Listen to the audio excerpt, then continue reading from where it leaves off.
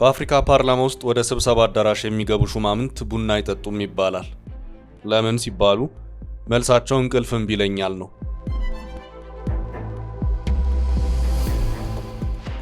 በአገር ጉዳይ ሊመክሩ ወደ አዳራሽ ሳይሆን ህልም ሊያልም ወደ መኝታቸው የሚገቡ እኮ ነው የሚመስሉት። በአህጉር አፍሪካ በፓርላማ አዳራሾች ውስጥ የሚተኙ የህዝብ ተወካዮችን ማየት የተለመደ ነው። መሪው አፋቸው ደርቆ እየለፈለፉ የሚያንጎላጅጁ ሚኒስትሮችን ማየትም አዲስ ትዕይንት አይደለም። በተቃራኒው ፓርላማው ንቁና የማያንቀላፋ ሲሆን ደግሞ ጸብና አካላዊ ትንቅንቅ ማየት ተለምዷል። ስለዚህ ፓርላማዎቻችን በወንበር ዙሪያ ሰክኖ መወያየት ባለመዱና በቂ እንቅልፍ በሌላቸው ተወካዮች የተሞላ ነው። ታዲያ በያዝነው ሳምንት አንድ የአፍሪካ ሀገር መሪ ሚኒስትሮቻቸው ከዚህ በኋላ ስብሰባ ላይ ተኝተው ቢገኙ ከባድ ቅጣት እንደሚጠብቃቸው ዝተዋል። ሰውየው የዛምቢያው ፕሬዝዳንት ሃካይንዴ ሂቺሊማ ናቸው። በካቢኔ ስብሰባ ወቅት ሚኒስትሮቻቸው ንቁ እንዲሆኑና ከመተኛት እንዲቆጠቡ ከባድ ማስጠንቀቂያ መስጠታቸው ነው የተሰማው። የሚኒስትሮቹ በስብሰባ ወቅት ማንጎላጀት ቸልተኝነታቸውንና ራሳቸውን መቆጣጠር እንደተሳናቸው ያመለክታል ሲሉም ፕሬዝዳንቱ ወቅሰዋል። ፕሬዝዳንት ሂቺሌማ ይህን የተናገሩት አዲስ ተሿሚ ሚኒስትር ኃላፊነታቸውን ለመቀበል ቃለ መሐላ በፈጸሙበት ስነ ስርዓት ላይ ነው። ሰዎች በካቢኔ ስብሰባ ወቅት የሚያንቀላፉት ምሽቱን የታሳልፈው ነው። ይሄ ለኔ ወንጀል ነው፣ ከባድ ወንጀል ሲሉ ነው የተቆጡት። የፕሬዝዳንቱን ቁጣ አንዳንድ የሀገር ውስጥ መገናኛ ብዙሃን ከመጠን በላይ አልኮል መጠጣትና ምሽት ላይ ድግስ ማብዛት ማለታቸው ነው ሲሉ ተርጉመውታል። ይህን አይነት ባህሪ የመንግስትን ሚስጥርና የህዝብ አገልግሎት አሰጣጥን በእጅጉ አደጋ ላይ ይጥላል ሲሉም ፕሬዝዳንቱ ሚኒስትሮቻቸውን አስጠንቅቀዋል። እንደ አውሮፓውያን አቆጣጠር በ2021 ከፍተኛ የህዝብ ድምጽ በማግኘት ያሸነፉት ሂቺሌማ ስልጣን ከተቆጣጠሩ በኋላም ከደካማ የሥራ አፈጻጸም ጋር በተያያዘ ሚኒስትሮችን ጨምሮ በርካታ ከፍተኛ ባለስልጣናትን ከስራ ማሰናበታቸው ይታወቃል። ሰላም እንደምን አላችሁ ውድ የፈታ ዴሊ ወዳጆች። ይህ ሳምንቱ እንዴት አለፈ የምንባባልበት የሰንበት መቆያችን ነው። በያዝነው ሳምንት ተሰምቶ መነጋገሪያ የሆኑ ጉዳዮችን መርጠን እናስታውሳቸዋለን። በዛሬ መቆያችን በጎንደር ዩኒቨርሲቲ በተማሪዎች ላይ ደረሰው ምንድነው ስንል እንጠይቃለን። ኢትዮጵያ የበራሪ ታክሲ አገልግሎት ልትጀምር ነው ተብሏል። ለመሆኑ የምድሩ ታክሲ በነዳጅ እጦት ጥላ ስር ቆሞ እየዋለ ዓለም ገና በቅጡ ስላላወቀ የበራሪ ታክሲ ማውራት ምን ያህል አሳማኝ ነው? መልሳለን። የአውሮፓ ህብረት ለኢትዮጵያ ከፍተኛ ድጋፍ አድርጓል። ምን ያህል ገንዘብ በምን ምክንያት ህብረቱ ለኢትዮጵያ ለገሰ? ዝርዝሩን ይዘነዋል። የ27 ዓመት ባሏ አዲስ ሚስት ሊያገባ እንደሆነ ወሬ የሰማች ሚስት የወሰደችው ውሳኔ ብዙዎችን አስደንግጧል። ድርጊቱ የተፈጸመው በሀገራችን ነው። ሙሉ መረጃውን ይዘነዋል። አብራችሁን ቆዩ።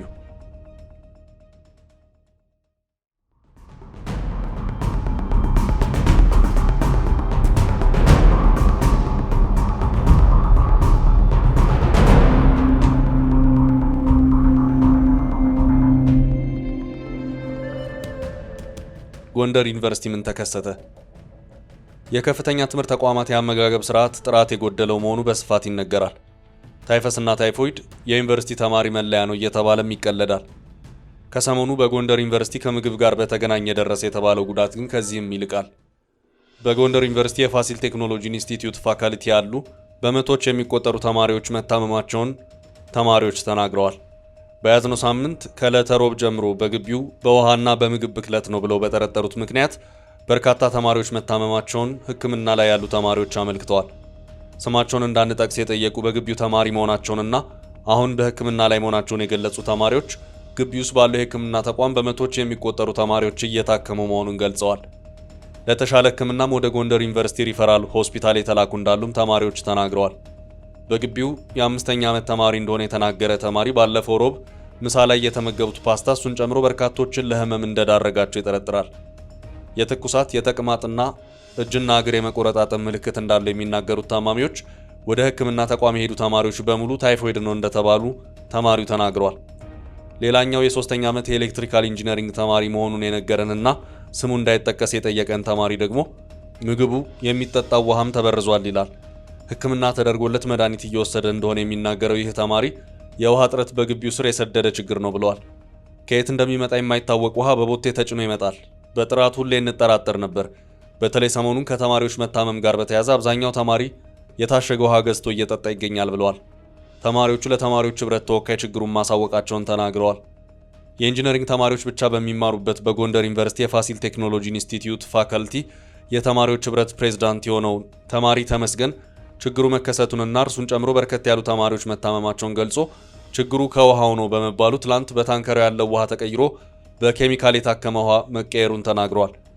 በጎንደር ዩኒቨርሲቲ የፋሲል ቴክኖሎጂ ኢንስቲትዩት ፋካልቲ የተማሪዎች ዲን አብርሃም ዘገየ በግቢው ከ100 በላይ ተማሪዎች ወደ ክሊኒክ ታሞ መሄዳቸውን ጠቅሶ ከመጡት ውስጥ 84 ተማሪዎች ብቻ ባክቴሪያ ተገኝቶባቸው መድኃኒት ተሰጥቷቸው እያገገሙ ነው ብለዋል። ከዚህ ህመም ጋር በተያያዘ ለከፍተኛ ሕክምና ወደ ጎንደር ዩኒቨርሲቲ ሪፈራል ሆስፒታል የሄዱት ከ5 እንደማይበልጡና ከነዚህ ውስጥ ተጓዳኝ የጨጓራና ሌሎች ችግሮች ያለባቸው ናቸው ተብለው ታክመው የተመለሱ ናቸው ሲሉ አስረድተዋል። ቀለል ያለ ስሜት ላላቸው ተማሪዎችም ኦአርኤስ እየተሰጣቸው ነው። ከዩኒቨርሲቲው አመራር ጋር በመሆን የመድኃኒት ችግር እንዳያጋጥም ወደ ክሊኒኩ አስገብተናል ያሉት አብርሃም የውሃና የምግብ ችግር ነው የሚለውም ምክንያት እየተጣራ ነው ሲሉ ተናግረዋል።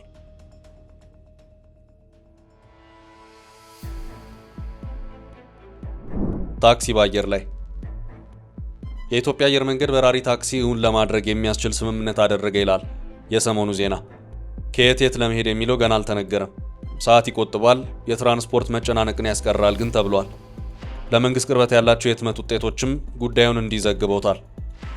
ሰዎች በትራፊክ መጨናነቅ ምክንያት ሰዓታቸው ሲቃጠል እያዩ ስለ በራሪ ታክሲዎች ማሰባቸው አይቀሬ ነው። ለብዙ አስርት ዓመታት በራሪ መኪናዎች በሳይንስ ልብ ወለድ ፊልሞችና በወደፊት ትንቢቶች ላይ ምልክት ሆነው አገልግለዋል። ከፍተኛ የቴክኖሎጂ ግኝቶች ቢኖሩም የአየር ላይ ተሽከርካሪዎች ለብዙ ሰዎች ህልም መስለው ቆይተዋል። ብዙ ሰዎችን የሚያስተናግዱ በራሪ መኪናዎችን መስራት አሁንም ሊደረስበት የማይችል ቢመስልም ትናንሽ የአየር መጓጓዣዎች ሀሳብ ግን ከጥንት ጀምሮ ነበር። የትራፊክ ጊዜን ለመቆጠብ ከትናንሽ አውሮፕላኖች እስከ ሄሊኮፕተሮች ድረስ የተሰሩ ስራዎችን መውሰድ አዲስ ጽንሰ ሀሳብ አይደለም። ይሁን እንጂ እነዚህ ፈጠራዎች እንደ ታክሲ ሆነው ያገለግላሉ የሚለው ሀሳብ ጥቂት ዓመታትን ያስቆጠረ ነው። እንደ አውሮፓውያን አቆጣጠር በጥቅምት 2022 ዊስክ የተሰኘ የንግድ ኩባንያ በዓለም ላይ እጅግ የተራቀቀውን 6ኛ ትውልድ የአየር ላይ ታክሲ ይፋ አደረገ። ስራው ጥብቅ የንግድ ደህንነት ደንቦችን ያሟላ ነበር።